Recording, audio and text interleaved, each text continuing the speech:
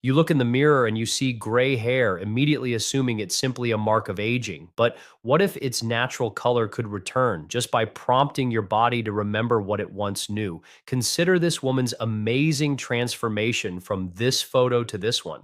And right here, right now, I'm going to explain exactly how it's possible. Welcome to the Senior Health Podcast, where we beautifully fuse ancient Japanese tradition with cutting edge modern science.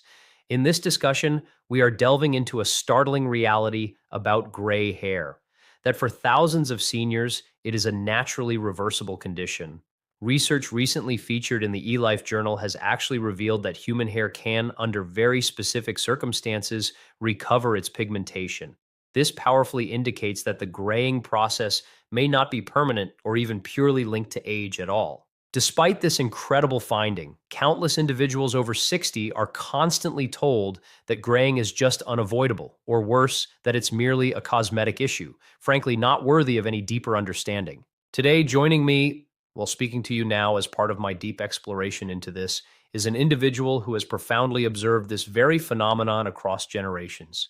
He continues to treat patients with keen vision, incredibly steady hands, and a full head of hair, even as he is past the age of 100. He is Japan's most senior practicing physician, a man whose entire life's work beautifully combines clinical expertise with profound cultural wisdom. And frankly, he's a man who challenges nearly every single assumption we collectively hold about the aging process. Now, let's just begin with this.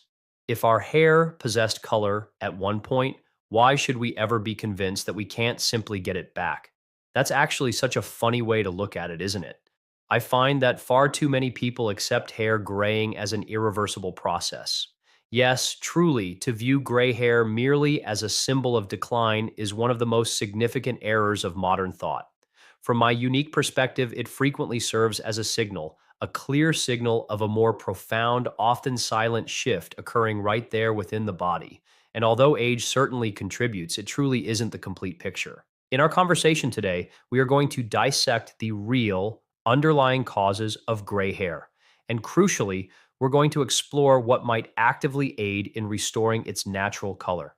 We will be examining 5 often overlooked drivers, ranging from subtle, stress related chemistry to very specific nutrient deficiencies. And I am going to guide you through the straightforward, actionable dietary and lifestyle adjustments that I continue to practice myself even now. It is absolutely vital, however, that you stay with us until the very conclusion of this, as the final profound piece of insight could entirely transform your entire perspective on both aging and beauty. So, while the symptoms might be clearly visible, if the underlying cause is deeply misunderstood, we invariably end up pursuing the wrong remedy. Precisely. That's why we're going to directly address 5 root causes and guide you on how to react with crystal clarity instead of just confusion. Because hair color, my friends, is not merely a matter of vanity, it's a powerful reflection of vitality. I still remember when I was a young intern, I treated a woman in her late 60s. She presented initially with joint pain, but her real underlying concern was actually her hair. She explained that it had literally turned gray almost instantly right after her beloved husband had passed away. I can still picture her with a kind of quiet shame tucking it behind her ear, as if it signified that she had let herself go. And I will always, always remember her asking me, her voice filled with hope, "Do you think it will ever come back?" She was referring not just to the color itself, but to that vital part of her that still felt truly alive. That interaction has profoundly stayed with me. You see, the body has a miraculous way of expressing what the heart is sometimes unable to. And at times, our hair bravely tells the story that the soul is still silently processing. So let's truly start where the common understanding almost always goes wrong. Is gray hair really and truly the result of just simply missing nutrients? Or is that just a convenient guess? Well, nutrients certainly are important, but definitively not in the simplistic way that is commonly believed. You see, the body doesn't just exhaust its supply of vitamins like a vehicle simply running out of fuel. Rather, it quite often encounters genuine difficulty processing them, absorbing them effectively, or distributing them to precisely where they're required. And when this fundamental system begins to fail, hair color is very frequently the initial indicator, not the ultimate problem. So it's not just a simplistic matter of consuming more, it's profoundly about understanding why the body is quite often unable to utilize what it already has. Exactly. I've encountered countless patients whose supplement shelves are practically bursting, yet they strangely lack genuine vitality. That's because if your digestion is already compromised or your stress hormones are constantly elevated, those essential nutrients remain effectively locked away, unutilized, and entirely ineffective. The blood is fundamentally responsible for their transport, and the individual cells must be able to properly receive them. And crucially, this reception process undergoes changes as we naturally age. Yes, past the age of 60, your cells don't just require nutrients, they genuinely require clarity. A body in a state of confusion will simply not make pigmentation a priority. Now, that specific insight really strikes a chord with me because most seniors I speak with are trying their absolute best. They're eating healthier and consciously moving more, but they still see the gray stubbornly spreading as if all their efforts are futile. And I can only imagine how truly demoralizing that must feel. So let's really approach this correctly, starting with the true, often overlooked causes that could genuinely be depleting your hair color and actively hindering its restoration. Let's begin with the very first root cause: chronic stress. Most people are well aware of stress's damaging impact on the heart, digestion, and even sleep, but very few truly grasp its profound effect on your hair. When the body is subjected to persistent, repeated stress, it ramps up its internal production of both cortisol and hydrogen peroxide. An excess of hydrogen peroxide, fascinatingly enough, starts to literally bleach the hair from within, quite effectively stripping it of its precious pigment.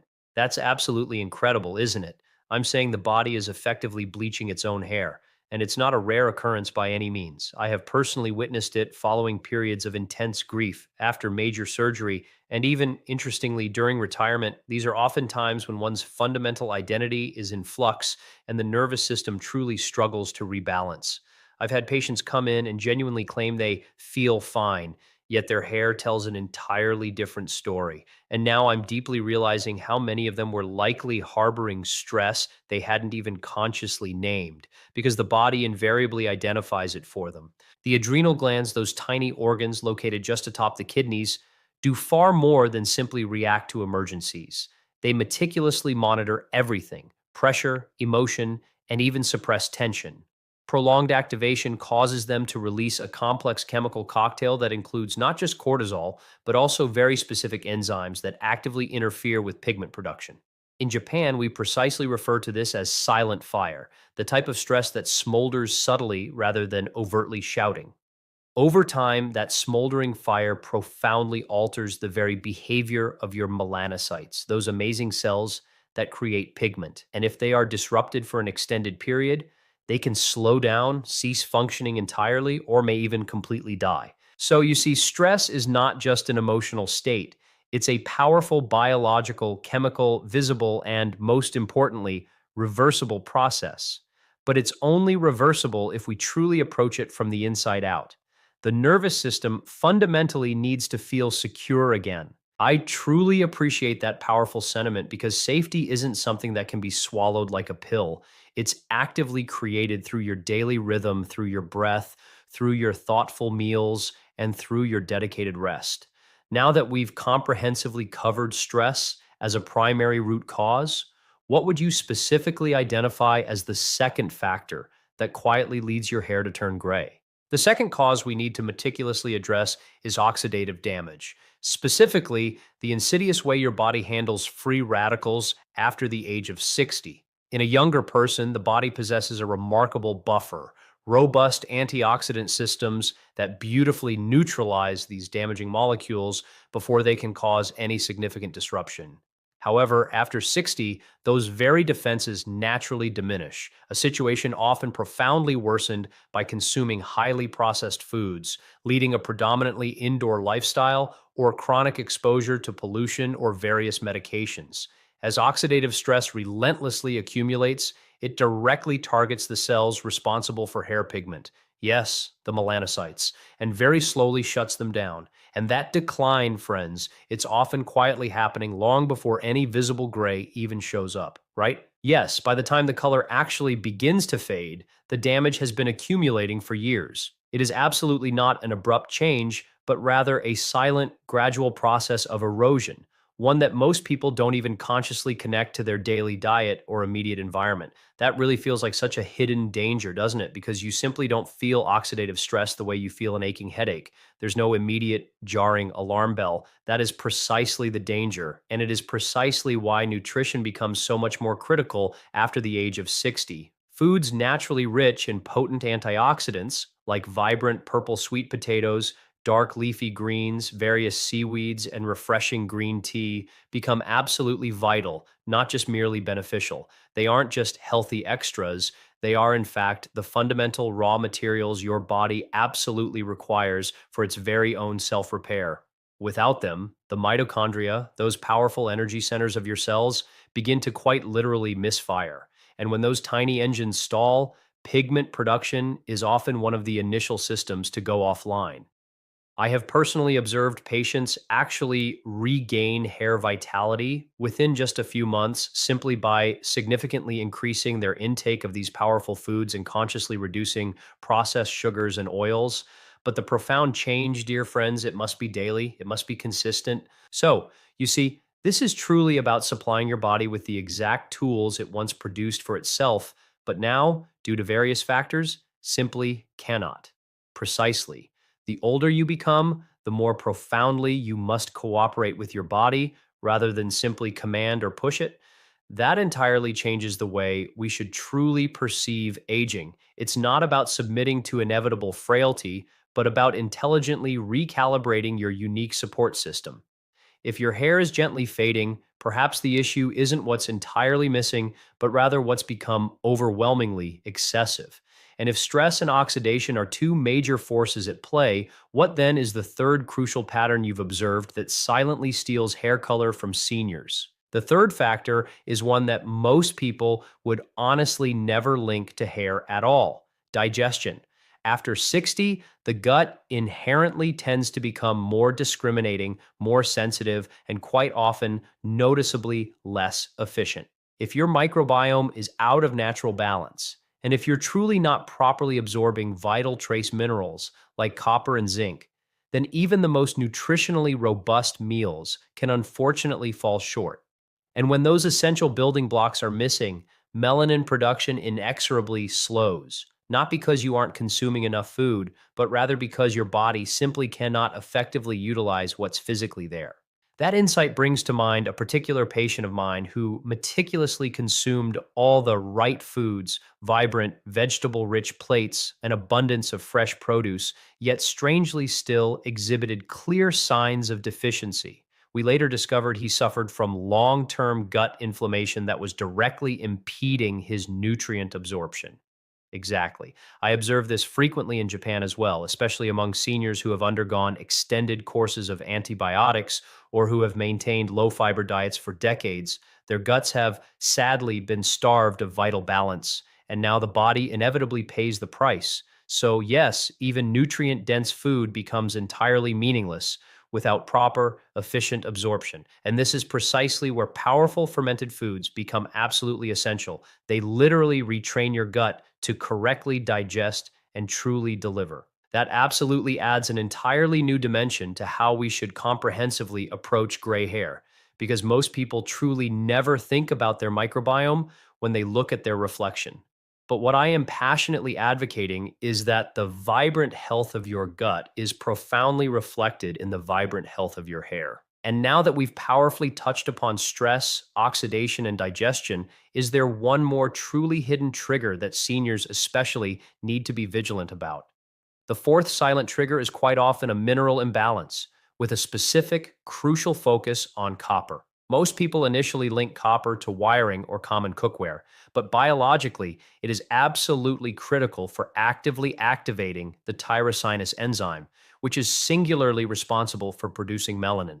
Without sufficient copper, even if your body deeply wants to make pigment, it quite literally cannot complete the vital process. And importantly, after 60, copper absorption naturally declines, a condition often further worsened by calcium heavy diets or existing unbalanced supplementation. That's genuinely something I rarely hear discussed in mainstream medicine. Zinc almost always gets all the attention, but copper seems to be quietly essential here. Yes, and the precise balance between zinc and copper matters profoundly. Too much zinc can actually suppress copper levels even further. I've actually had patients meticulously taking immune boosting zinc every single day who were unknowingly accelerating their hair graying. So, you see, it's not just what you take, it's critically how it interacts. That's right. Every single mineral you add fundamentally affects the rest. That's such an incredibly important warning because I think a lot of seniors are diligently doing what they truly believe is healthy, adding zinc, meticulously cutting meat, eating light, but they honestly don't realize they're actually pulling away vital key minerals like copper. And now that we've extensively covered the four major blockers stress, oxidation, digestion, and minerals perhaps it's truly time to shift gears.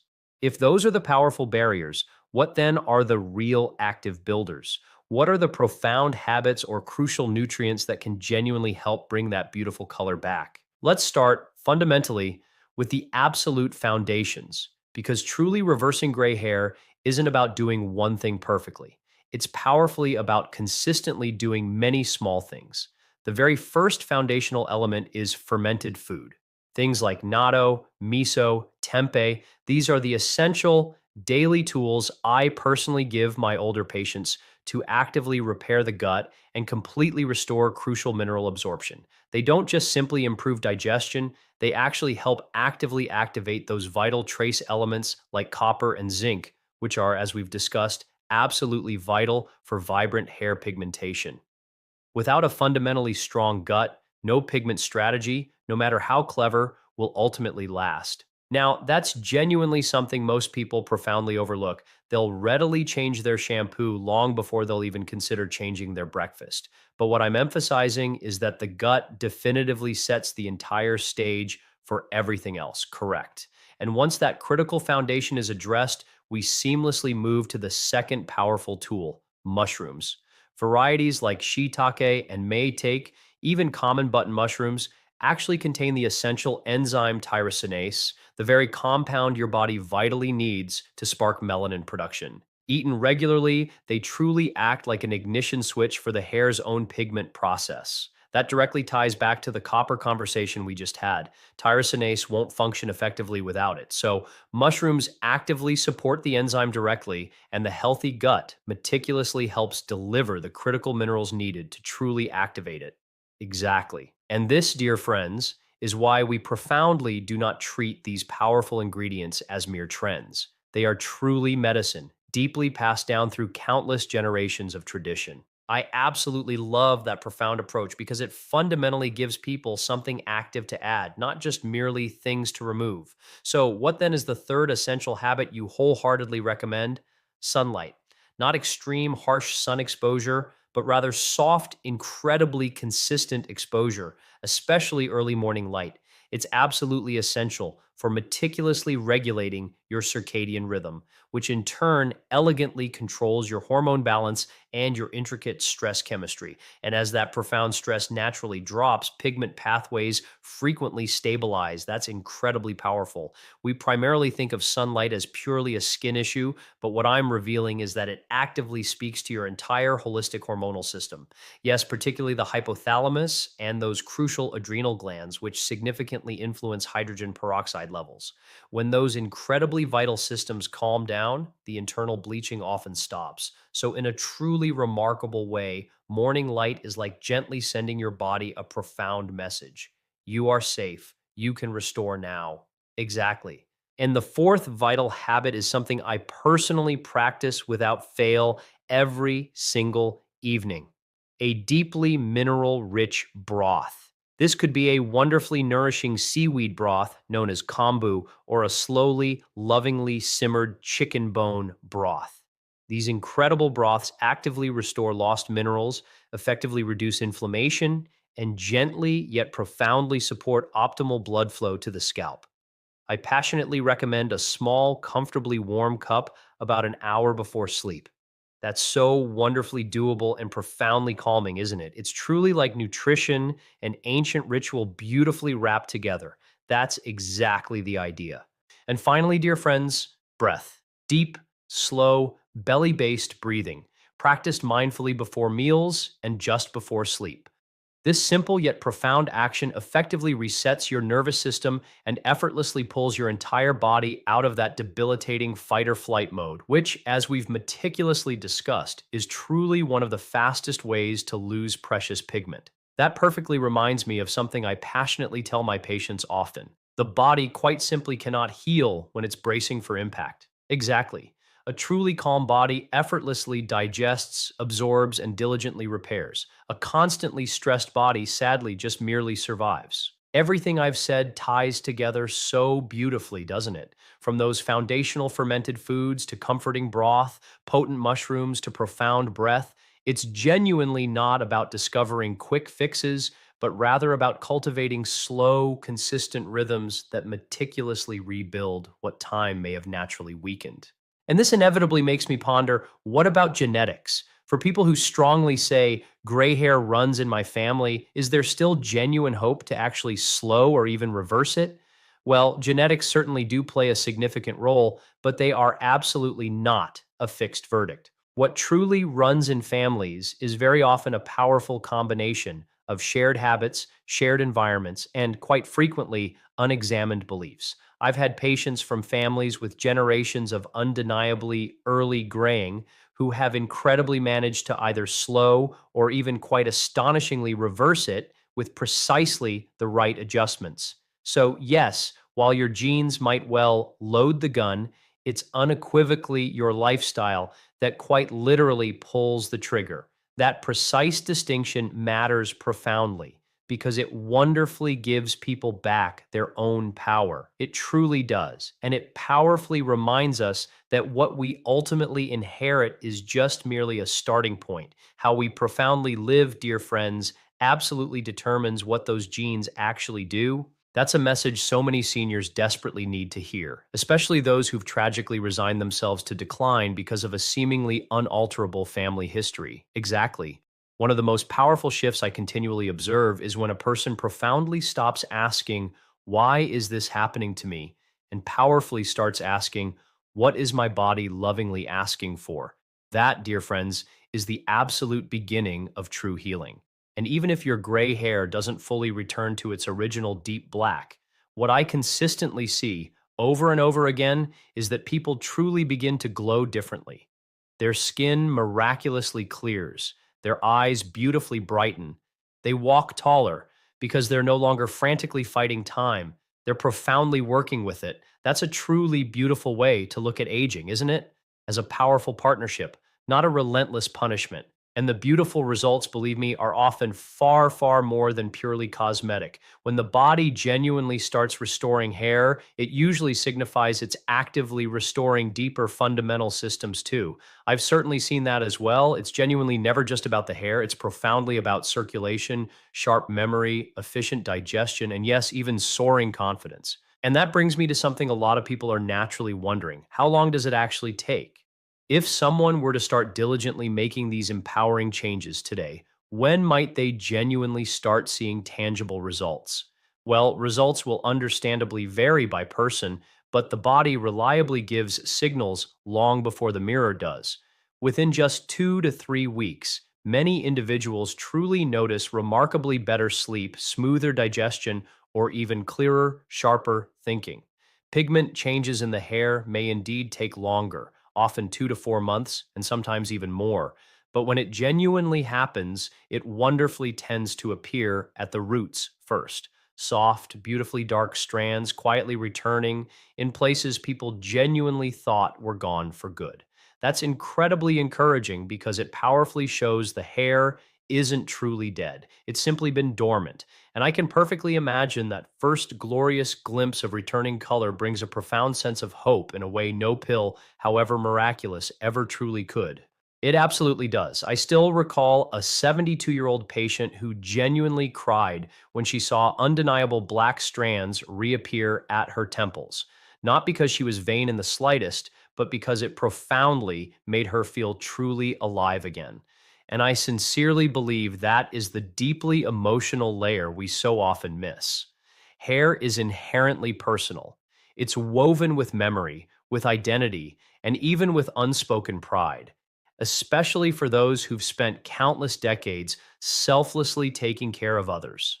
Yes, which is precisely why every single step we take toward thoughtfully restoring it must fundamentally come from a place of deep respect, not from sheer panic. I really believe this reframes the entire topic for you. What initially began as a simple question about outward appearance is, in fact, a profound doorway into how your body truly repairs itself, or sadly, doesn't.